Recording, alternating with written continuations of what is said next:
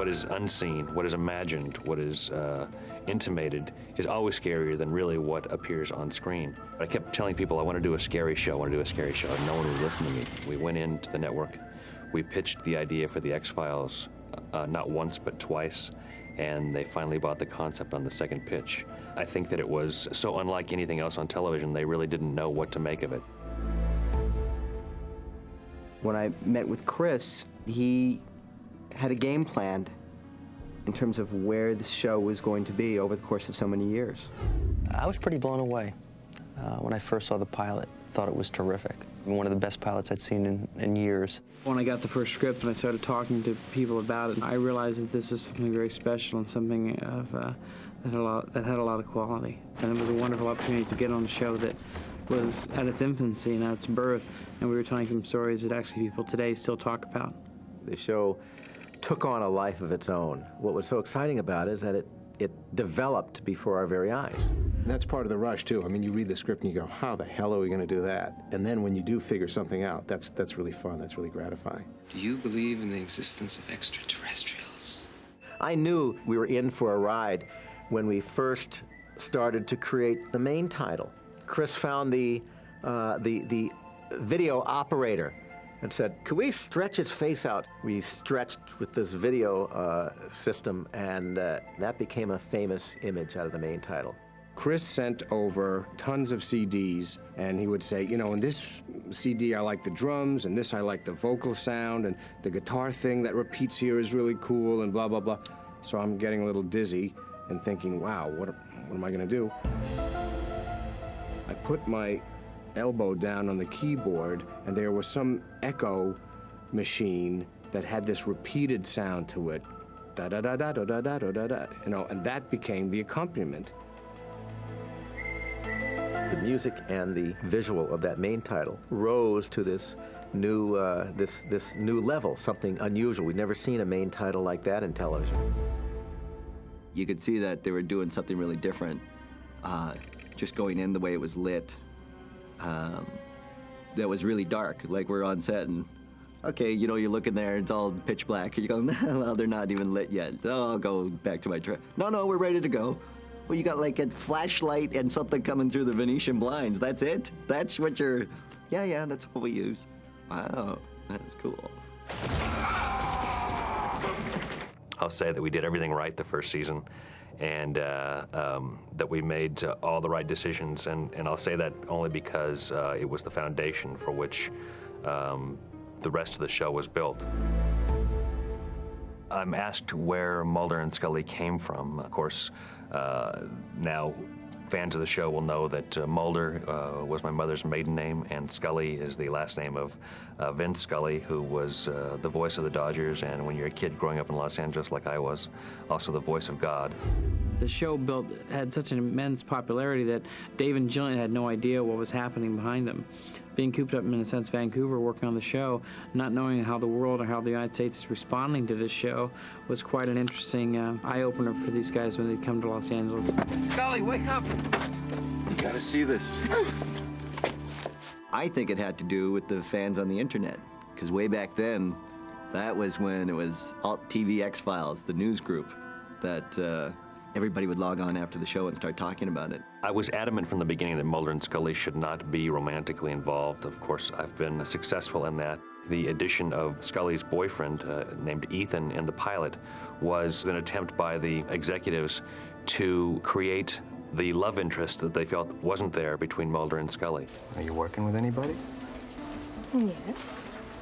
His name's Fox Mulder.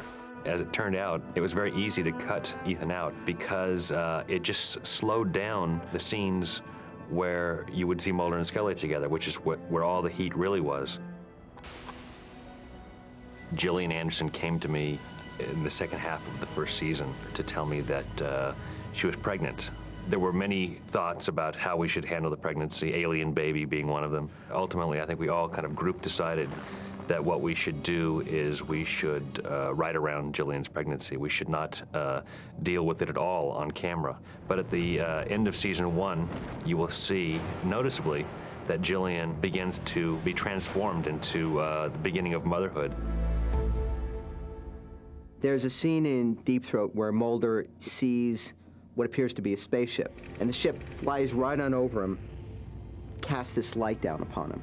It was a pretty hectic day, and in the middle of this, out comes the lighting rig, which was basically this kind of 70s disco thing. So what was supposed to be this mysterious high-tech spaceship was making some pretty funny-looking little colored circles on the ground.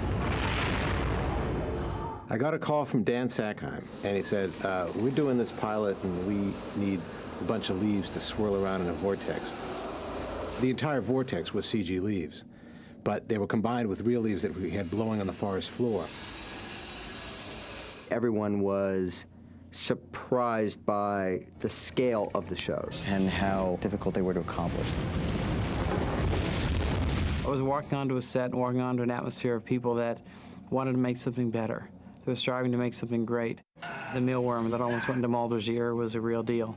The worm was partly just kind of a real prop that was actually moving around, and it was also a computer-generated worm that kind of wriggled convincingly.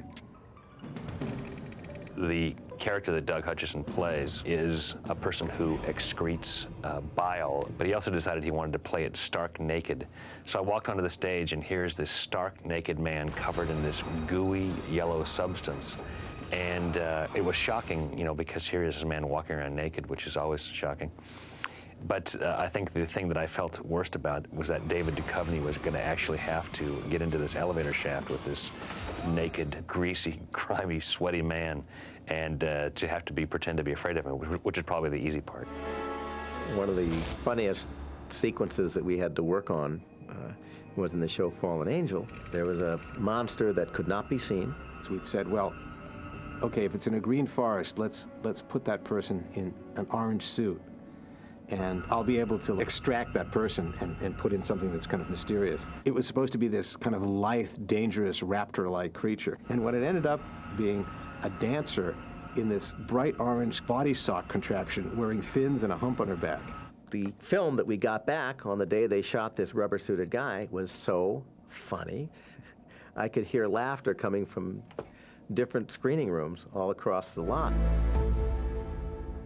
I'm always asked what my favorite episodes are. Two episodes that come to mind, Ice and Beyond the Sea, which I thought were excellent and really helped to establish what the X-Files could be. I guess my favorite episode was my first episode, Ice. It was an interesting show because all the actors and all the characters were pretty much in one location. Oh my God. And it was really fun to kind of stretch Scully and Mulder into places they really hadn't been to before. In here, I'll be safer than you.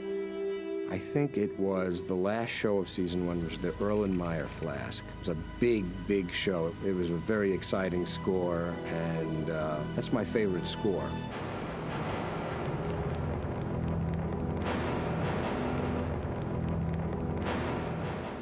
In Shapes, there was a sequence around a fire. If you have people that are standing around this magnificent bonfire, let's light them as if they are a part of it. I actually went down to a part of Vancouver there where they had a assembly every week for Native Americans. And basically, I grabbed these guys and I cast them and put this in the opening of the show, put this in part of the show that I thought actually could help give a lot of authenticity. Do I believe in them? Well, they don't return my calls. There has to be something out there. There's a lot of matter and a lot of universe out there. However, I don't believe that they're, little gray men with big eye sockets and flying saucers. I would think that it'd be pretty arrogant of us to think that we're the only ones in a universe so large. But if they're flying billions of light years just to shove a flashlight up some hick's ass, I don't think that's going on. You know what I mean? Do I believe in extraterrestrials? I could tell you, but I'd have to kill you. I'm looking back now, not just 7 years back to the beginning of the X-Files, season 1, but really 8 years, because it took me short of a year to really pitch, write, sell, and to produce the X-Files pilot so that it could be aired when it was in September of 1993, I believe. I look back on it as inching our way along, feeling our way through the dark, which is, I think, a good X-Files metaphor. When I look back on the first season of X-Files, I have such a fondness for everyone and everything that I did. We all work very hard in this business, and it's nice to be able to do something that you're proud of. Being part of, in a sense, cultural history of the 90s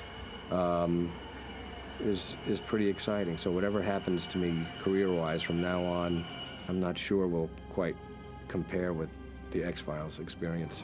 Trust me, you've never been closer. Closer to what?